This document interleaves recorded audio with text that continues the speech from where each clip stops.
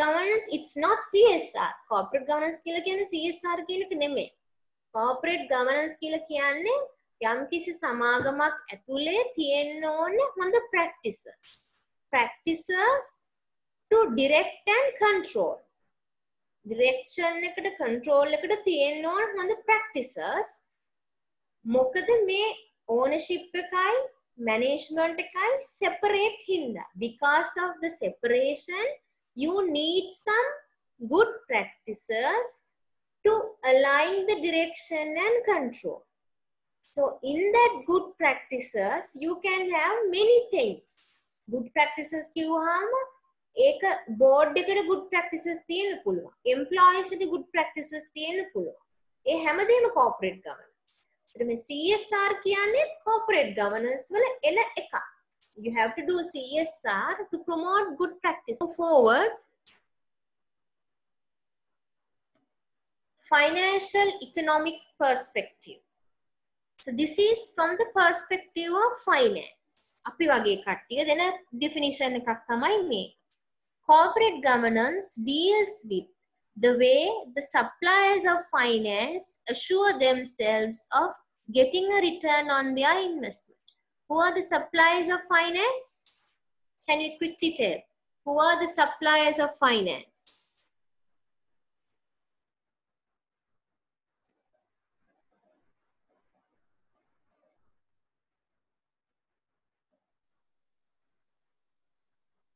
Who are the suppliers of finance?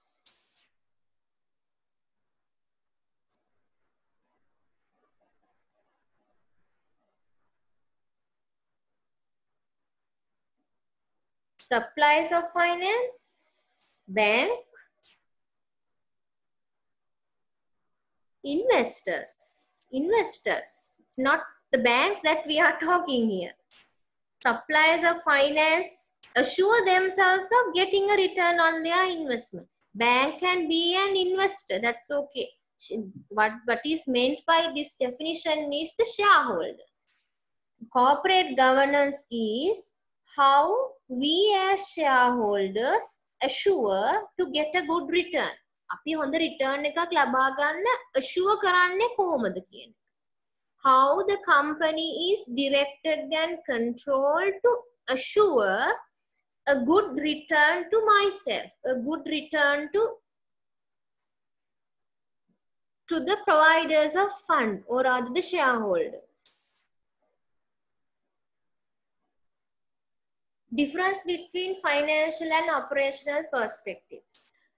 Operational perspective looked at corporate governance as a process or rather a system.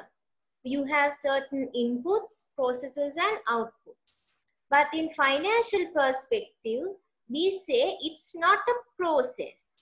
It's rather tell me how you assure good return to me. It's from the finance. අර කිසිම return එකක් ගැන කතා කරේ නෑ. මෙතනදී අපි කරන්නේ මම මගේ සල්ලි දෙනවා ඔයා කොහොමද මට ඒකට fair return එකක් දෙන්නේ කියන එක තමයි corporate governance කියලා කියන්නේ. Tell me how you. It's the way. That's what I want. Operationally, it's a process. Finance is in terms of money. These are the difference between the two definitions. Okay. So the other thing is financial perspective has a greater use in corporate governance studies in terms of agency theory. Now in financial management, you talk about agency theory.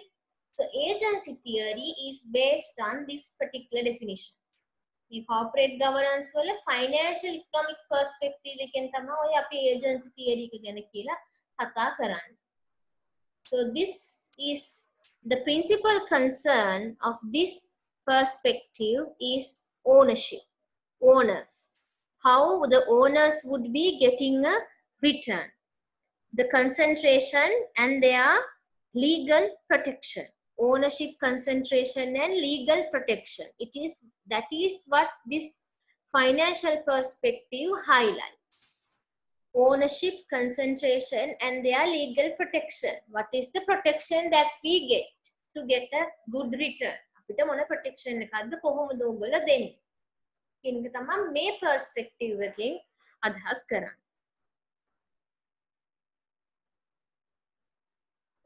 So the last perspective is corporate governance as a societal aspect. As a society. Now you see earlier we had relationship that was perspective was about board of directors, management and shareholders, and then it was stakeholder perspective that said the contractual stakeholders.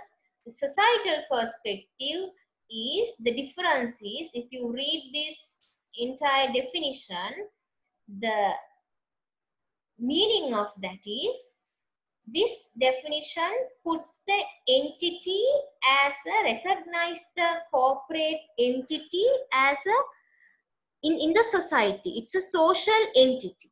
This perspective places corporate entity in society. Make the entire society එකටම බලපාන දෙයක්. Entire society එකේම control කරන විදිහ ඒගොල්ලොන්ගේ activities ඒගොල්ලන්ට ඕන දේවල් ලබා දෙන විදිහ ගැන කතා කිරීම තමයි corporate governance වලින් කරන්නේ.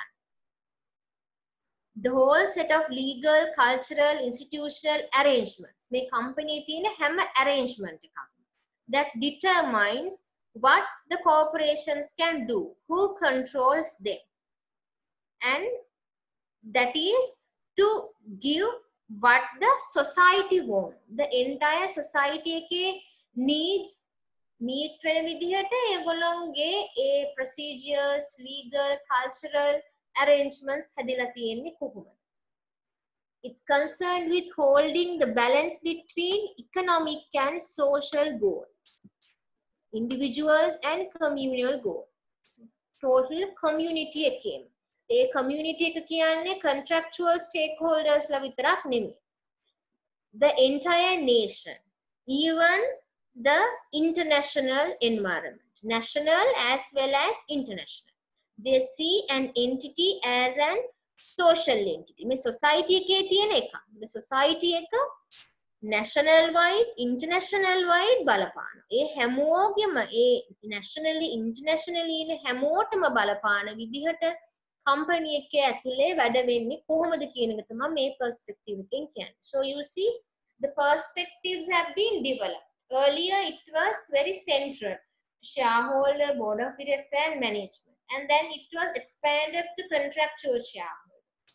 And now the last definition expands it more by keeping the company as a social entity, which is involved in looking after the entire nation as well as the international. Okay? That's the basic idea of that. So let's sum up everything. Now we learned about different perspectives. It's a return to shareholders. It's how you give a return to shareholders. It's how the relationship of shareholder, board of director, management is done. Or it's how you treat all your stakeholders, how you treat all the nation and the international parties. To sum up, corporate governance is the exercise of power over corporate entities. How the power is exercised in a corporate entity. So tell me, what is the basis of power? What is the basis of power? We learned that. Even at the very beginning of the lecture, I told you the basis of power. The basis of power is the owners or the shareholders. How the shareholders' power is exercised. Now, shareholder has the power. So, corporate governance is how you exercise that power over corporate entities. Anyone. It can be the board, it can be the contractual shareholders, it can be other stakeholders. How the owner's power is exercised is about corporate governance. If you exercise that power in bad way, we can say we have bad governance practices. If we practice it in good way, we have good governance practice. So the second definition, like it's expanded more. Corporate governance is the system. Now you know what the system is. System has inputs, process and outputs. It's a concept of independence. The independent process. Corporate governance may system ka kiyanne independent process ekak, by which companies are directed and controlled. System එක කොහොමද company එක direct වෙන්නේ සහ control වෙන්නේ. Now tell me, who is done the direction and who is done the controlling part? What do you mean by the direction and what do you mean by the control?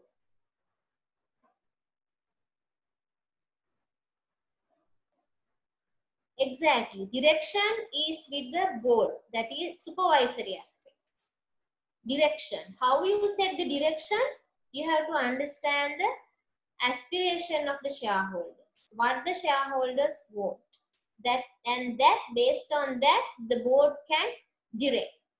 And direction is not enough. Direction එක විතරක් තිබිලා මදි. You have to have a control. Because when you set the direction, the management and other employees will run the business. They will run it based on the direction that you give. ඔයා කියන විදිහට business එක run කරනවා. But that does not assure that you have good governance practices. To assure that, you need to have good controlling system. What is controlling system? You have to measure the actual results of the company and you have to compare with the standards or vision, mission and evaluate the deviations to get corrective actions. That's what the controlling means. අපි control කරනවා කියලා කියන්නේ මොකද්ද? අපි කරන අපේ performance අපි evaluate කරනවා. Evaluate කරලා අපේ standards එක අපි compare කරනවා. Standards here mean is the vision, mission and everything. And then we compare the deviations and get the corrective actions. Further said, corporate governance structure specifies the distribution of rights and responsibilities among different parties in the corporate, such as board, management, shareholders, and stakeholders. Now, this definition, you can see it compromises everything. Earlier sentence, corporate governance is the system that is from the operational perspective. Next sentence, structure specifies the distribution of rights and responsibilities. That aspect concerns the stakeholder perspective. By doing this, it also provides a structure through which the company objectives are set and the means of attending those objectives and monitoring performance. Means of attending those objectives. That is the strategies. So you see, earlier if it was financial perspective, only finance. If it was stakeholders, only stakeholders. Now here you can understand this definition is a compromise of everything. So one thing that you have to understand is all these perspectives are not mutually exclusive. අපිට මේ එකකට එකක් වෙන් කරන්න බෑ. Stakeholder එක තමයි මෙහෙම. They are not mutually exclusive. They overlap. මේ එකකට එකක් සම්බන්ධයි. Stakeholders නැතුව society එක නැතුව stakeholders තියලා වැඩක් නෑ. Stakeholders ඔක්කොම ඉඳලා financial perspective එක තිබුණා වැඩක්. නැත්තම් වැඩක් නෑ. So everything overlaps. So what is important is you have to give the definition, the appropriate definition based on the matter under review. අපි මේ තියෙන matter එක අපි මේ ඉන්න situation එකට හරියන්න කල්ප ගන්නවා. අපිට corporate governance කියන එක අපි ඉන්නේ මේ shareholder එක return එක පැත්තෙන් හිතනවා නම් corporate governance කියන එක financial perspective එකෙන් තමයි බලන්නේ. Okay? whatever the definition of corporate governance should adopt the perspective that is appropriate to the matter under review.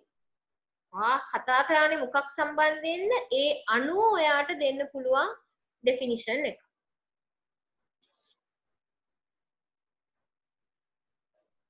So last definition that I would like to talk is that is set down by our senior professor Disa Bandara.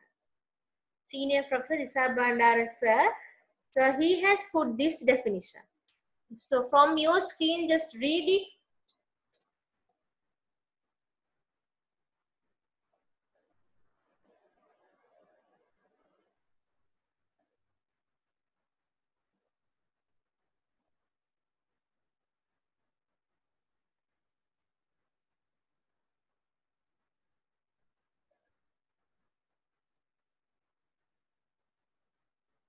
It says corporate governance is a mechanism by which companies are rationalized. Rationalized means what is the reason for your existence? Rationalized. Rational. A company ka තියෙන්නේ. That is the meaning of that. How the companies are rationalized. The meaning of your existence. Why you exist. ඇයි මේ company එක මොකටද තියෙන්නේ? What is the reason for your existence? Directed, controlled, and monitored. Corporate governance coordinates between stakeholders, such as you have, see, shareholder, director, manager, those are the central ones. Then employee, creditors, customers, those are the contractual stakeholders. Global environment and rest of the society, that is what? The social perspective. So you see all these perspectives here. From here we see the relationship perspective, and from here to here we see the stakeholder perspective, and from here to here we see social perspective. And all of this, what we see? Operational perspective. Okay.